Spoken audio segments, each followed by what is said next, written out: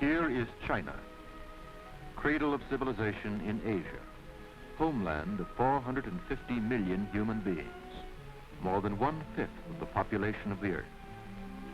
Like our own America, China is a vast and beautiful country with wide extremes of climate and contour. Scenes like these have inspired its poets and painters from time immemorial. China once seemed almost as remote as the moon to us here in America, but the airplane has brought it within 50 flying hours of our coasts, and our common struggle has brought its people close to our hearts. Today, our soldiers and theirs fight together on many battlefields. Our flyers and theirs guard the skies of China side by side.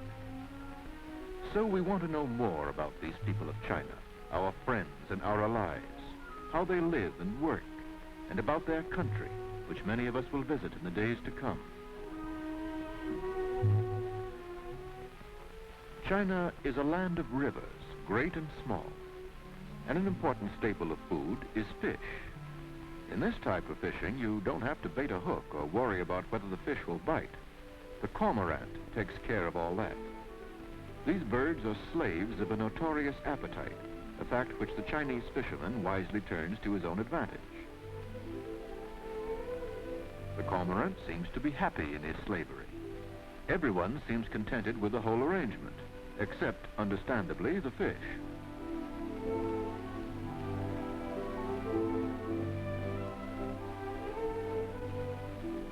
The staff of life in China is not bread, but rice.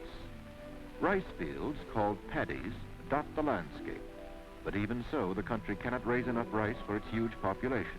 In peacetime, it had to import rice from other countries. Rice grows underwater, and here the water is brought to the rice by a simple but effective mechanism, the water wheel. Agricultural methods like these are almost as old as China itself.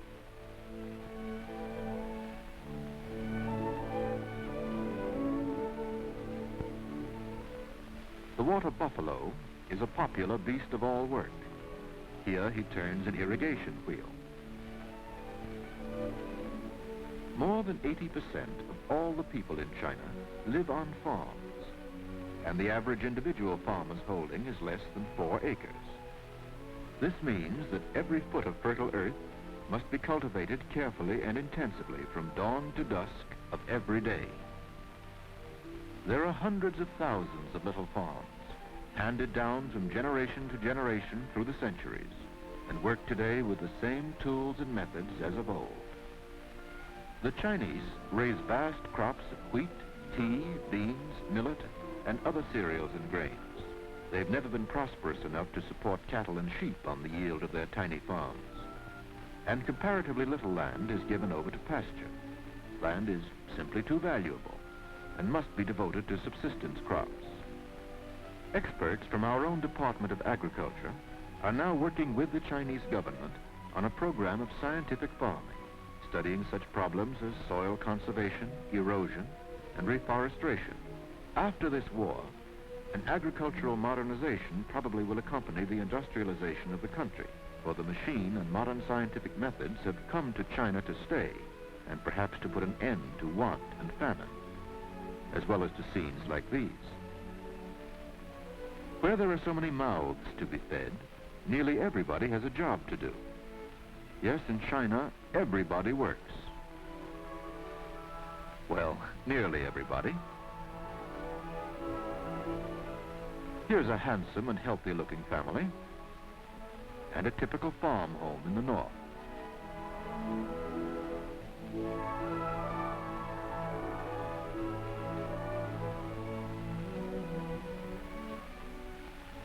Further north, beyond the Great Wall, there are different scenes. This is a country of wild mountains and wastelands, of nomadic tribes of herdsmen and horsemen. And it's the home of the famous Mongolian ponies, whose ancestors carried the legions of Genghis Khan on their conquest of the ancient world, a conquest that led to the very gates of Vienna, that overran Russia and ruled the earth from Korea to the Volga. The cowboys of our own Wild West could hardly show these riders any tricks of horsemanship. You'll notice that instead of a lariat, they use a long pole with a noose at the end. And they invariably get their horse.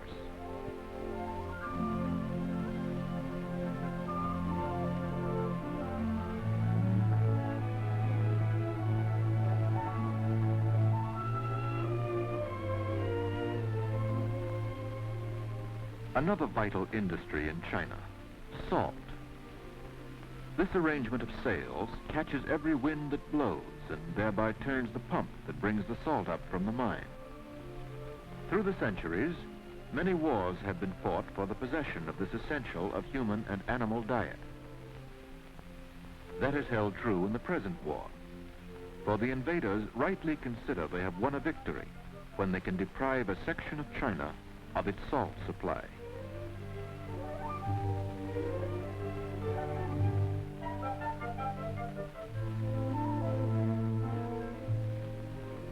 Even ice and snow do not stop the important business of fishing. Here they are fishing through the ice of a stream, a job that requires all the patience and all the warm clothing you can possibly muster.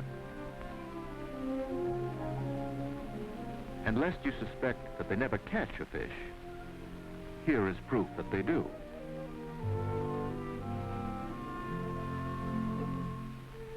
This seems to be something that the youngsters in America never thought of, spinning their tops on ice.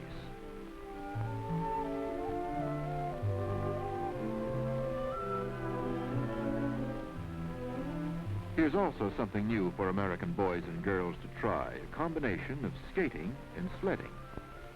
This seems to be a lot of fun, but of course you have to be built for it.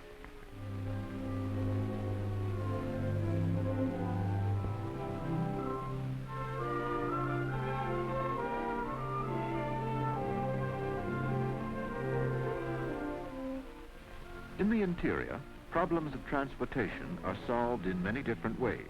For cross-country journeys through desert country, they use the camel as in ancient times.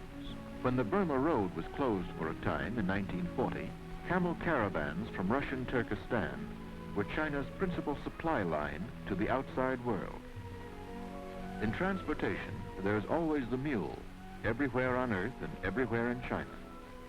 The mule is unbeatable as a burden carrier where the going is rough and highways non-existent, as in most of the interior. The government's initial 10-year program calls for something like 200,000 miles of modern roads in the period of Reconstruction, plus nearly 20,000 miles of railroads and a network of airlines for passenger and freight. But meanwhile, there is the mule.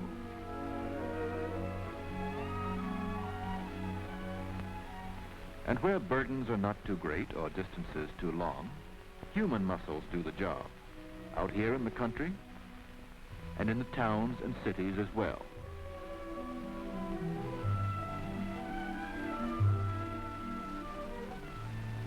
Transport by river and canal is a vast industry. The smaller boats are called sampans. Some of them are propelled by sculling, that is, working an oar placed in the stern of the boat. They hoist a small sail when the wind is favorable.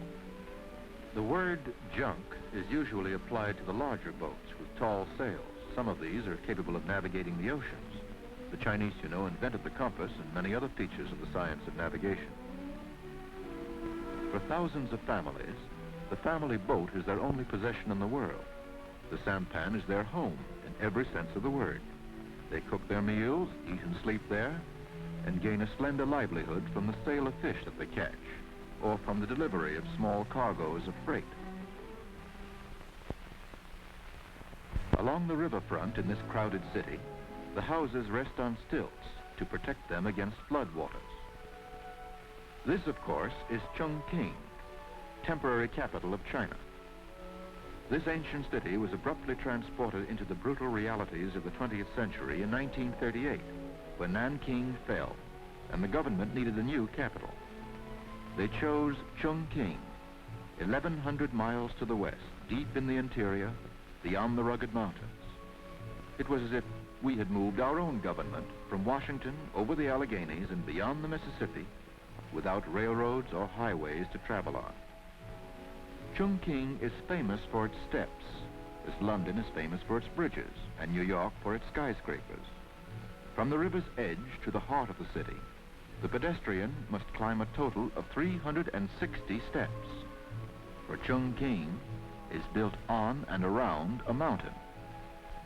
Now we are on the great Yangtze River, which flows by Chongqing from its sources in the eternal snows of the mountains of Tibet and continues on eastward through the heart of China to the China Sea at Shanghai. The gorges of the Yangtze are world famous for their majestic beauty. Navigating the turbulent Yangtze is a stiff challenge to the strength and ingenuity of the boatman. Shoals, rocks, and treacherous currents are a continual menace. One of China's post-war tasks is to enlarge and deepen the channel of its mighty rivers and harness them so as to prevent flood as well as shipwreck. In the future, engines will provide the power to master these rivers, but for the present, there remain grueling tasks for human muscles.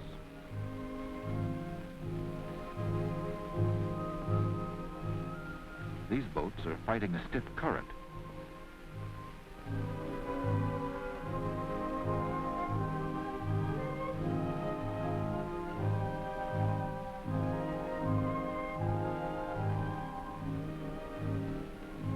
The crew of one finds the task of rowing impossible, and so wades to shore and takes up the job on land.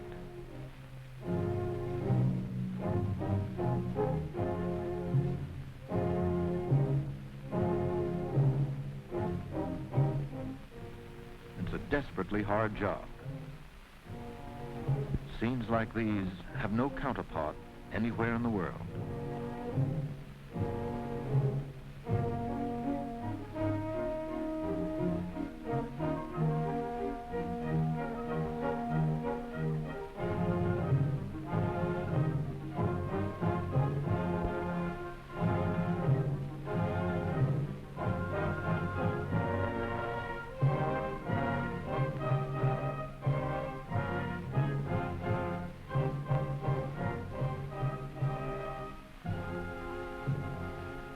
This boat has found still waters.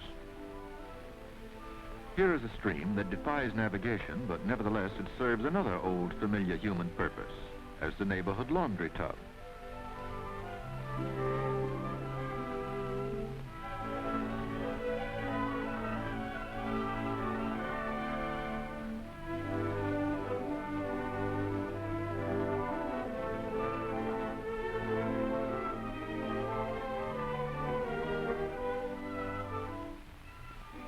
But the waters of China serve some lighter uses too.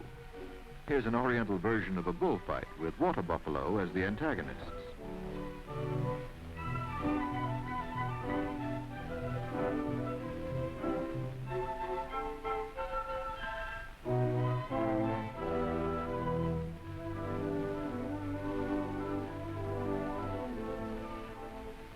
The only danger points in this fray seem to be the toes of the fight fans.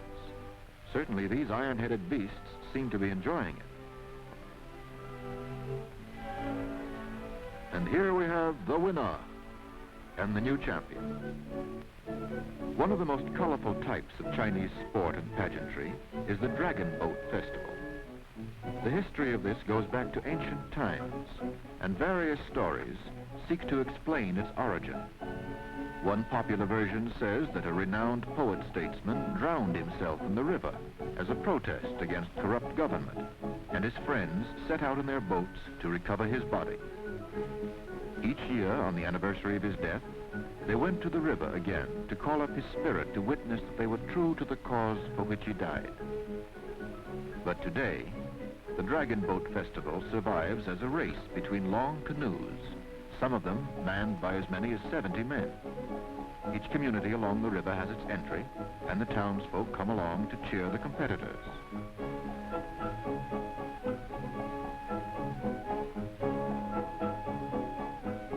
Here, too, we have a winner.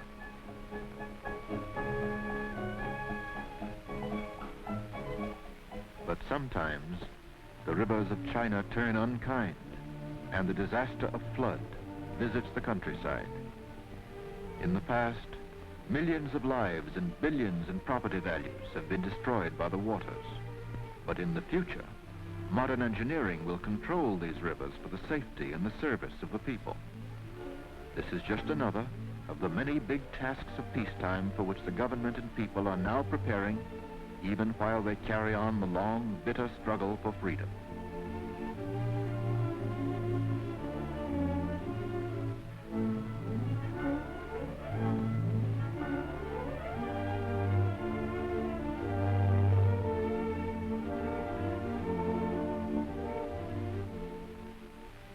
China has been called the sleeping giant because it clung to the ways of the past while the younger civilizations of Europe and America embarked on the Industrial Revolution. But in the years following 1911, when the reign of the Manchu emperors was ended, China began to relax its old rigid tradition of farm and village culture and to emerge into the modern world. This progress was slowed down by the civil wars that were the birth pangs of the new republic. But the Industrial Revolution had begun, and the Chinese were showing a natural aptitude for the use of the machine. The great seaport of Shanghai was a center of this new industrial life. Shanghai was first attacked by the Japanese in 1932, a year after their seizure of Manchuria.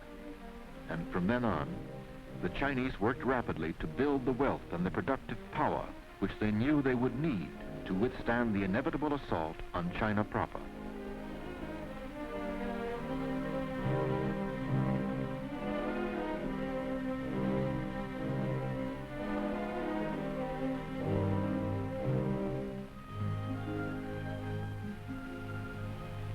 On the home front, handsome residential sections like this were constructed. Modernization was coming swiftly in every phase of life, particularly in the larger cities along the seacoast. Strange new scenes for ancient China. Public health clinics were opened. The best of modern medicine came to China and was welcomed by government and people.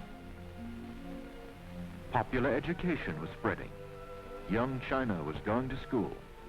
James Yen, who had studied in America and gone home to China, started his great mass education movement. Working with the government, he devised a sort of basic Chinese from his country's complicated picture language.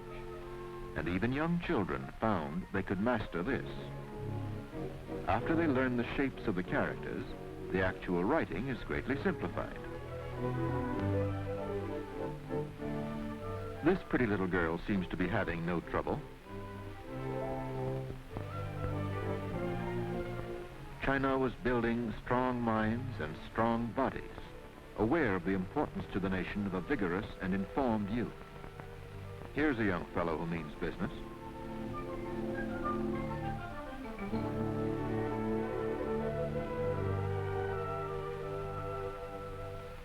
The life of young people in the large cities was much like ours here in America.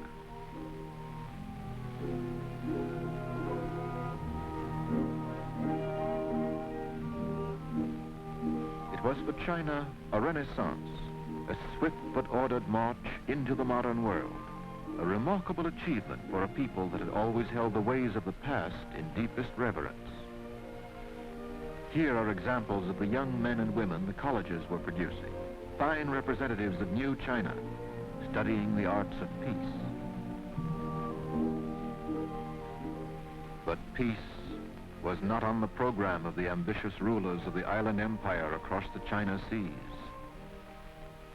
Suddenly, in 1937, the Japanese struck on a vast scale, and China's battle for its life began.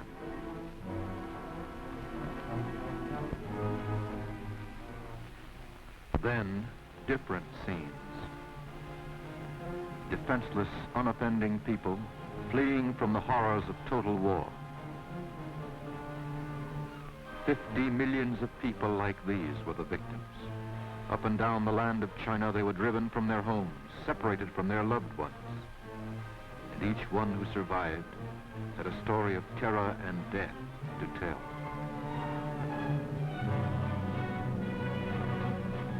Those who escaped were the lucky ones, for behind them the survivors of bomb and bullet were either slaughtered or enslaved.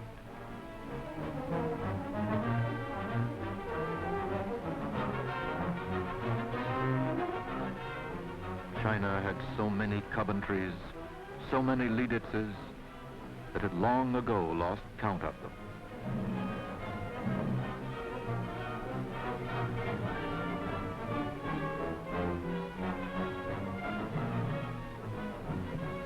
Individuals lost everything, and the nation, faced with total war, had lost more than 70% of its industrial capacity to make the tools and munitions of war. Such a vast displacement of population paralyzed the transportation systems.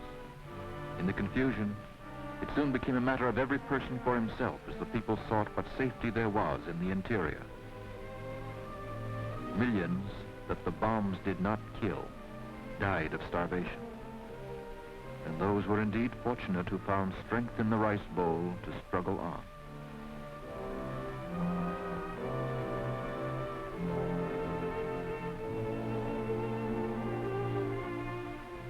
These are China's warphans, the orphans of the war. Many thousands of them today are in the friendly haven of the orphanages supported through United China Relief.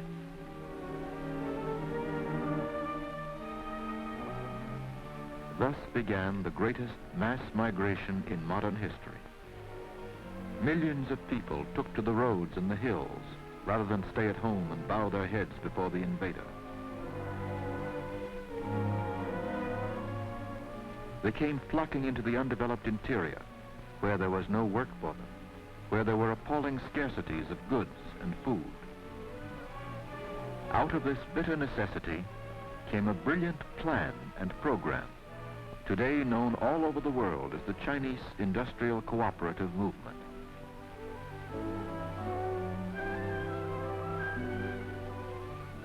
Here, the refugees register for food and a job in the workshops.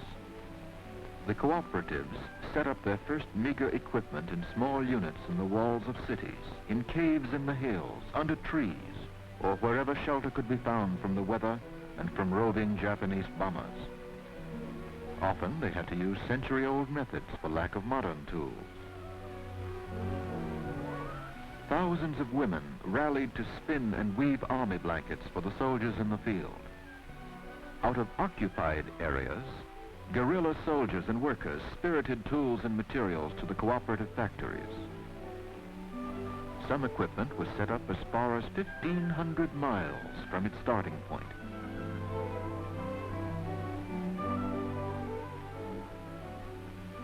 Soon new types of machines were produced that could be used by the cooperatives under emergency conditions.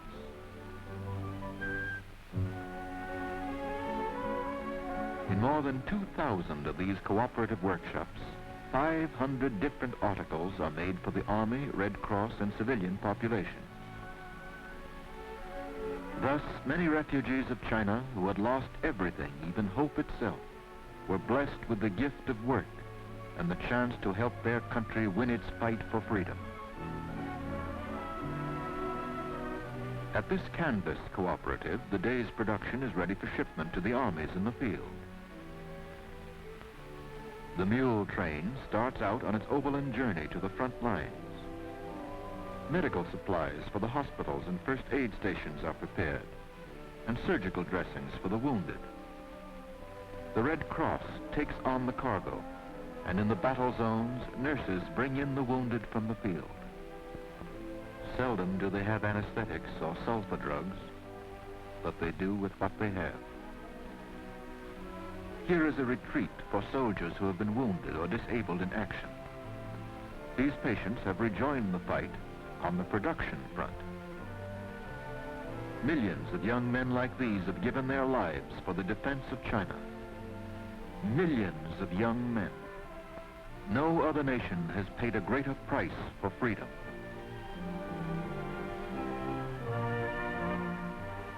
The faces of fighting China. Good comrades for us to have in this gigantic war we fight in Asia and the Pacific.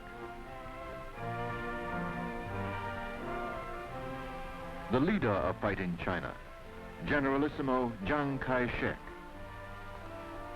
And the heart of fighting China, Chongqing, capital city of a nation that remains after 7 years of war, unconquered and unconquerable.